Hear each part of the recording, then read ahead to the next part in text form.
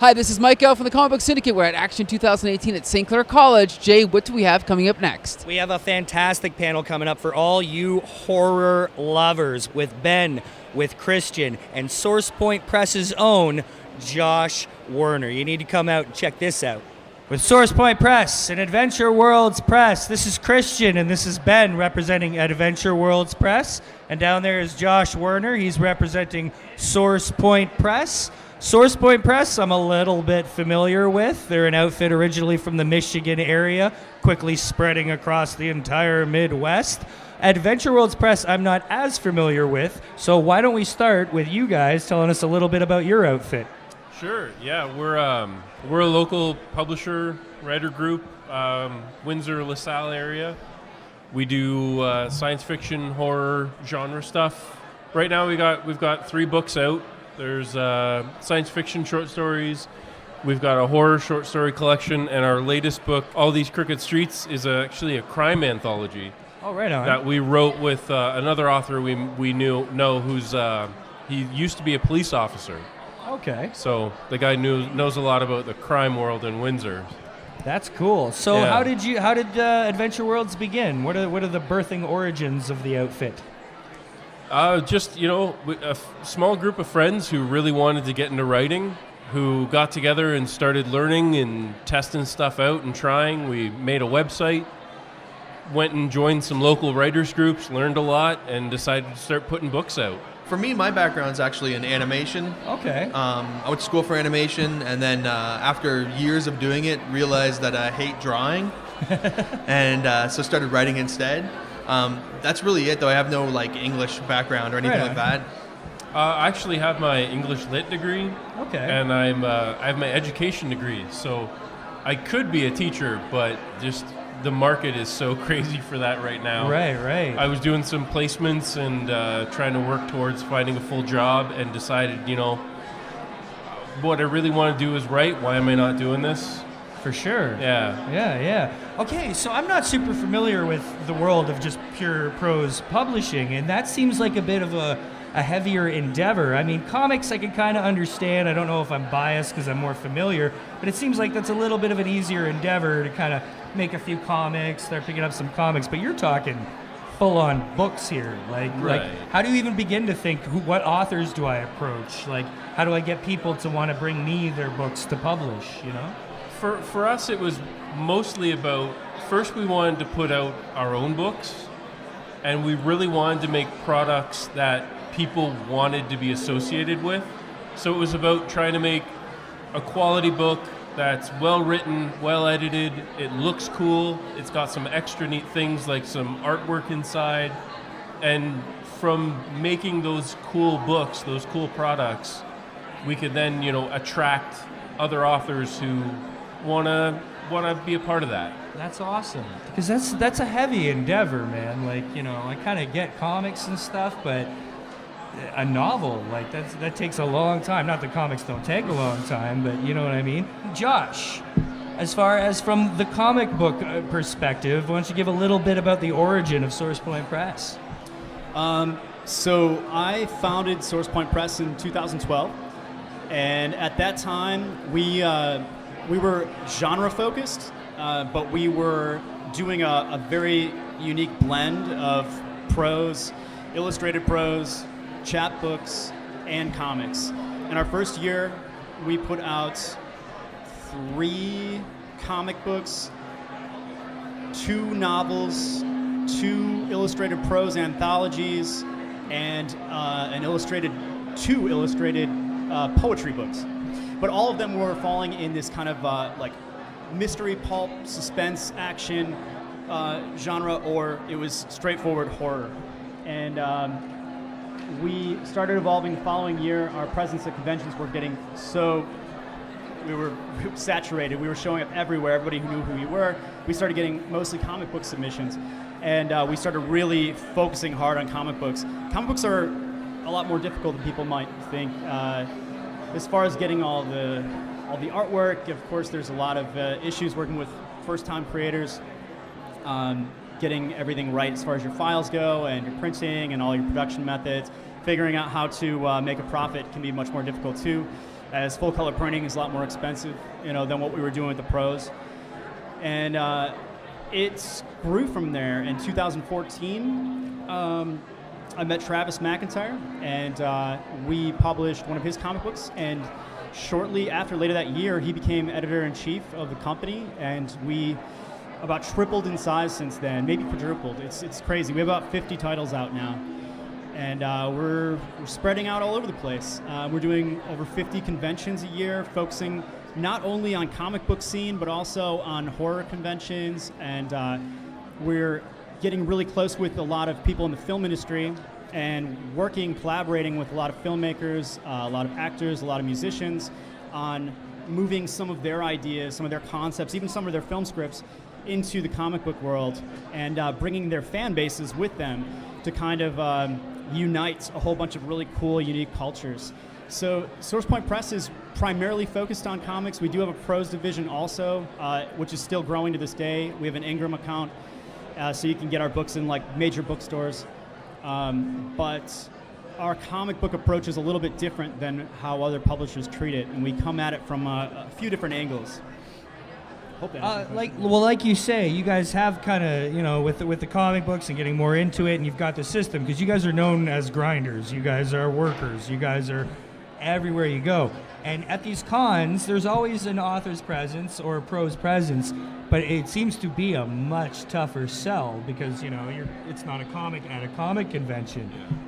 How many, cons have you done as far as comic conventions or shows? How are you guys approaching, how are you attacking the market? I think our approach has been to just kind of get our foot in everywhere. Any convention we can do, even if it's not necessarily a horror convention or a genre convention or something that typically seems like it would be friendly to just prose authors, we still get in. And I find in a lot of those cases, doing those kind of conventions, we do really well because people come to a comic convention looking to buy comics, and there's so many comics here. But then they walk around and see a book of short stories, and there's no other options, and it really intrigues them as to why is this author here with this book when it's all comics. We've been kind of growing closer out of Windsor, and we do shows in London and Sarnia.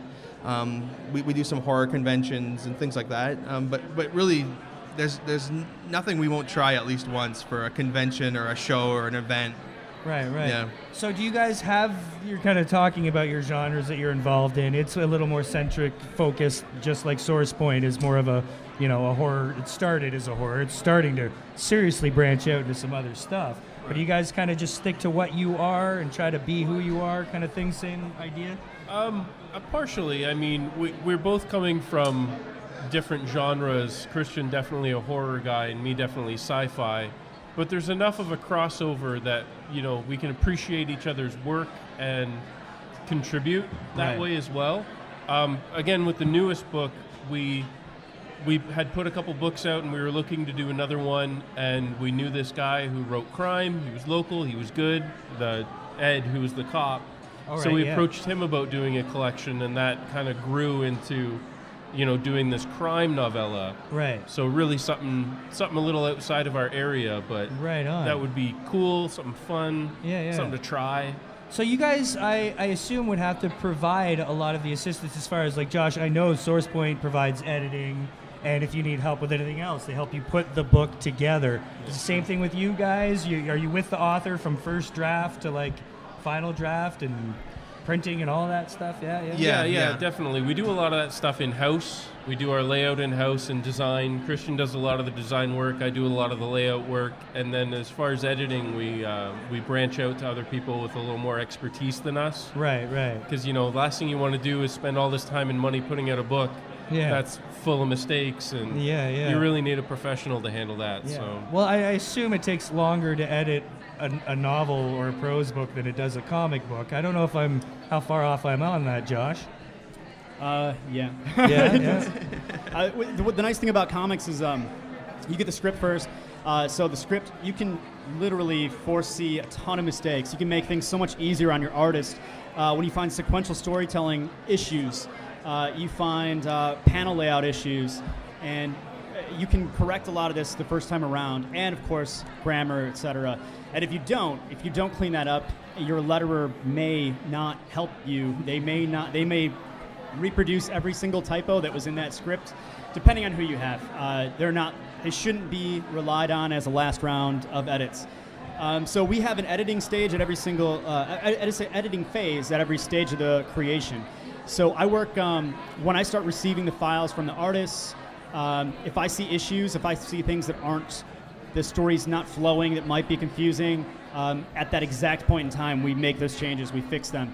I work with the letterer as well to make sure that the order of the lettering, the placement of the lettering is compositionally fine, good for the eyes, but also flows and reads. There's a lot of art to even the dialogue and the way it's laid out. So while it is a lot of editing, it happens in little tiny pieces along the way. Whereas editing a prose book can be exhausting and it can make your eyes bleed. It's a long process, and if you don't have somebody who's really on top of it, really into the book, they might make mistakes, they might miss things. What about submission-wise? How do you guys handle submissions? Because I know when you get a comic, you can look over, the pitch and the premise and the characters and kind of the plot.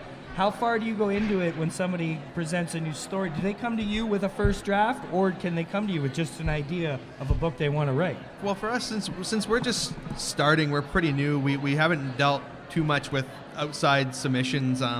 We kind of more target other authors and approach them to. How long you guys been going now? A couple years. Okay. As far as putting books out, it's been probably about 3 or 4 years. Okay.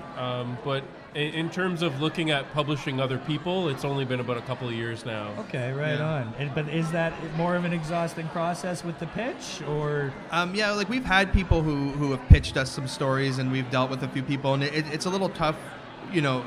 Well, when someone just pitches you something out of the blue, it's really tough because, you're not ready to hear a pitch, and then it's almost never going to be as great as they think it is, I think, right.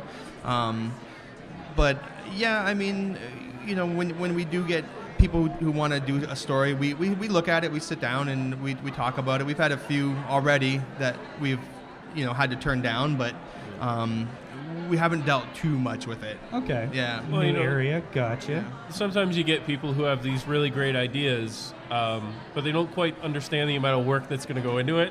Right. So they think, 25 authors, 25 stories, all done like this, and you're like, that's 25 edits I got to do. That's the layout. That's paying all these people. How are you going to manage it? Yeah. So. Good Lord. Yeah, sometimes you gotta. Sounds exhausting. It sounds like it'd be a really cool book, but you gotta, focus that idea and move around how you're gonna make these things. And like Christian said, sometimes you just gotta turn it down. Right. Yeah, for sure. SourcePoint has, as you mentioned, almost 50 titles, around 50 titles. Yeah. And as far as I know, I'm pretty familiar. Not a single superhero in any of those books. No, not one. Not really. No, we do. There's some things that come close. I mean, there's stories that involve people having supernatural abilities, but we avoid superheroes at all costs. To be honest, it's a losing game, unfortunately. People get the market is very, very strong right now for people who want superhero stories, and there's tons and tons of things they can dive into, and the big two have that covered so drastically thoroughly that it's extremely disheartening and difficult to try to launch something even similar that gets any kind of recognition or staying power. But what never goes away is good storytelling. All the elements that come from good storytelling in those superhero comics can exist in any genre of your choosing. And as a publisher, our biggest priority is creating a brand, not just a brand for our creators, not just a creator will get a fan base that will follow them in their work. We're creating a brand where if you like one of our creators, you feel comfortable and safe buying any one of our titles, knowing that you will also like those as well. So trying to create that tone while not repeating ourselves, while not competing with ourselves, and creating a lineup of that many titles that are just the right genre fix that we can safely sell to customers for the complete blind buys without knowing the creators and know that they're going to be happy with it is it's a struggle. But so far that's what we're best at. Actually, it's what's working for us. That's what you've always kind of been known for, was definitely carving out your niche and being who you guys are. But again, it's the hard work. I've watched you guys for years just absolutely grind it out. It's the only way. I think I may be wrong. Tell me if I'm wrong, but is 4 the most conventions in a weekend you guys have been at? I know at least 3. I know you guys have had one weekend where you had teams at 3 different conventions on the same weekend. Yeah, I think 4. I think we've done 4, and that's going down as far as like one guy with a box of books at a basement show, but it counts. It counts. So yeah, we can be in 4 places at once. That's us stretched pretty thin. That's our best people in multiple places, but it's not bad. A lot of people are like, well, how do you do 50 shows in a year? That's almost every single weekend. While that's almost true, we double up a lot. We have next month, I think there's 3 weekends where we're in multiple states at the same time, and in some cases, countries.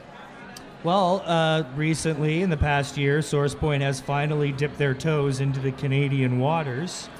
And not that I pushed for that for years or anything, but it finally happened. I understand that it's probably kind of scary because you guys have built this thing. You've got this rep. You've known for who you are across like the Midwest, and then all of a sudden, you're in Canada where no one knows who the hell you are. Not at all. Is that a little intimidating, or is that inspiring? Is that a new challenge to kind of chase? It's a little bit to get used to, because in the Midwest, everybody already knows who we are and what we're due. And there's always something new for them to get. And when we're not in the Midwest, we target really genre-specific shows. So like when I'm in the South, like far south of America, we do horror conventions, where even if it's the first time that they've met us, we have books that we've worked with horror movie directors on that we know we can sell. People will know them, if not us. But when I come to Canada, my first time I was an invited guest at Fan Expo, me personally, not the company, and I was put next to some of the most famous people in the room in the same row. And what I did was I spent the entire weekend chatting with the people who were in line for everybody else in the row. I didn't make any money whatsoever. I had a great time. It was amazing. But it was a check and balances thing. It was a reminder of, okay, we have a lot of work to do. No one has a clue who we are, who I am, what we do. And it was a new challenge. So the following year, the entire company had a big booth at Fan Expo, and it was like the big introduction. And now we're here. And not only are we trying to introduce our books to Canadians, but we're trying to create Canadian books as well. We want to work with more Canadian creators. So we've signed on two Canadian creators we're really excited about. We published one book already, Morte, and with D.A. Bishop, and we are working with Sean Daly now as well, who we're massive fans of and is one of our favorite Canadians. And so we're really excited and proud to kind of break into this market a little bit and introduce what we do to you guys. How is it for you guys internationally? Is this something that you're even looking at quite yet, or you're really just trying to build in Canada for now? Is there a plan? Any ideas? I mean, it would be amazing, but for us, since we're the company, getting the proper paperwork is the biggest hurdle.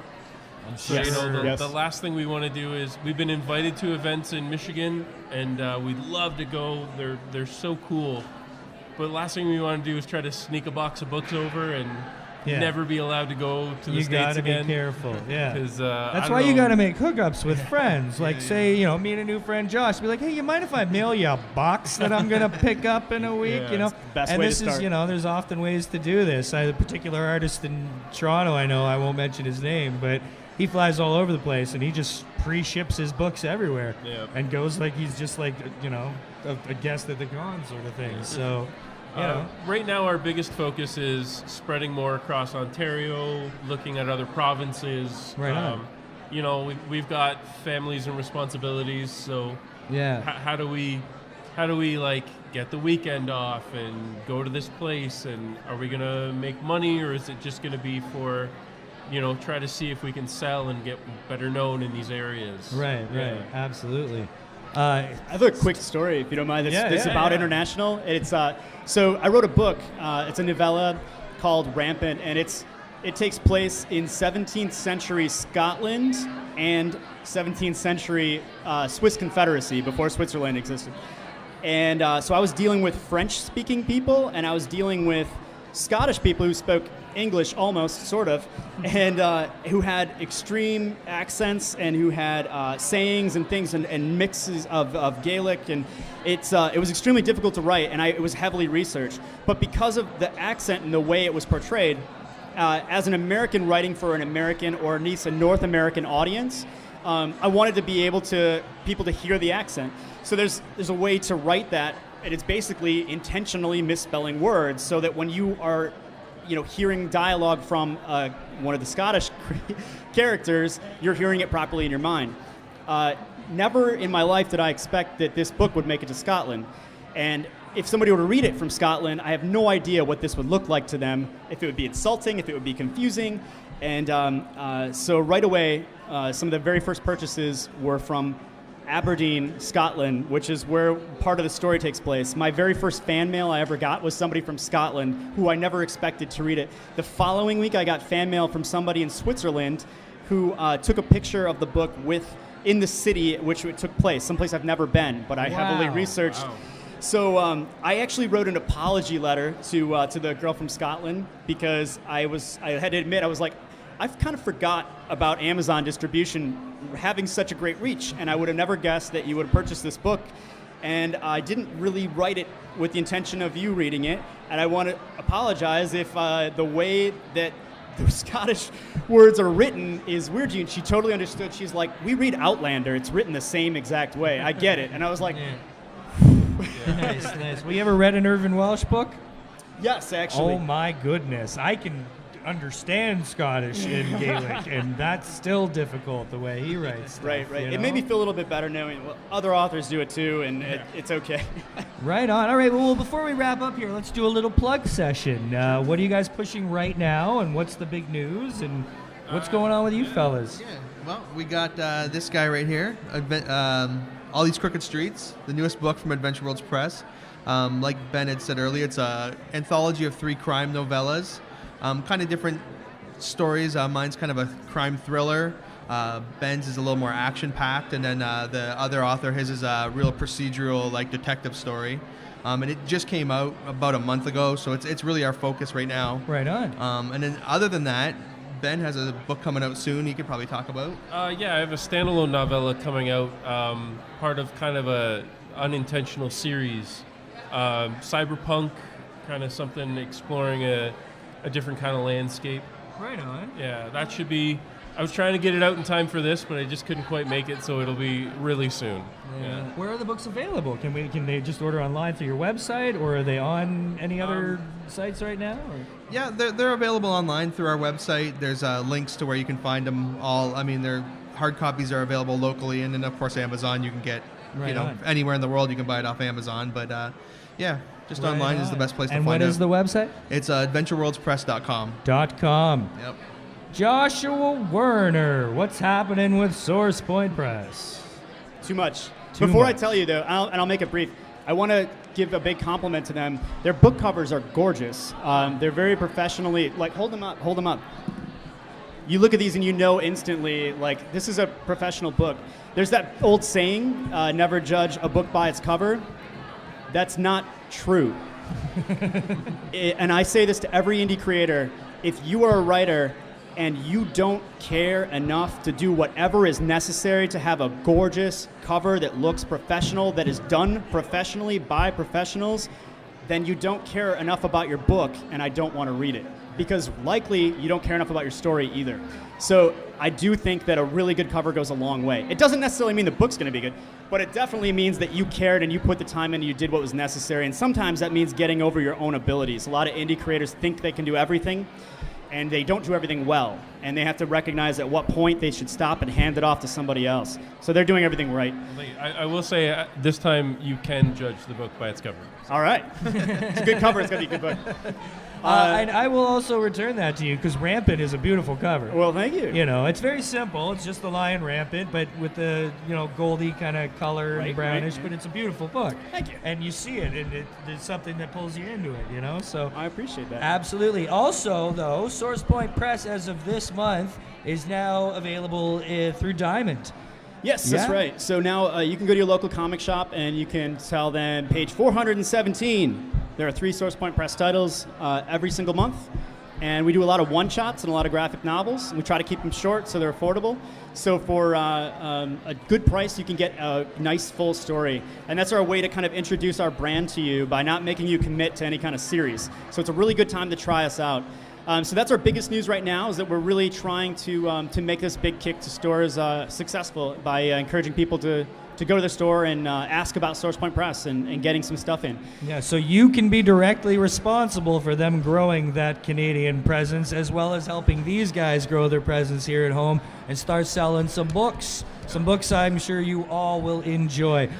We just heard AdventureWorldsPress.com. SourcePointPress.com. Yeah. Guys, thank you so much for taking the time to share your stories with everybody, and we appreciate it. Adventure Worlds Press and Source Point Press. Thank you, guys. Thanks for listening. Yeah, Appreciate thank it. you very much, Thanks a everybody. lot. Yeah, thank you. Right on. Man.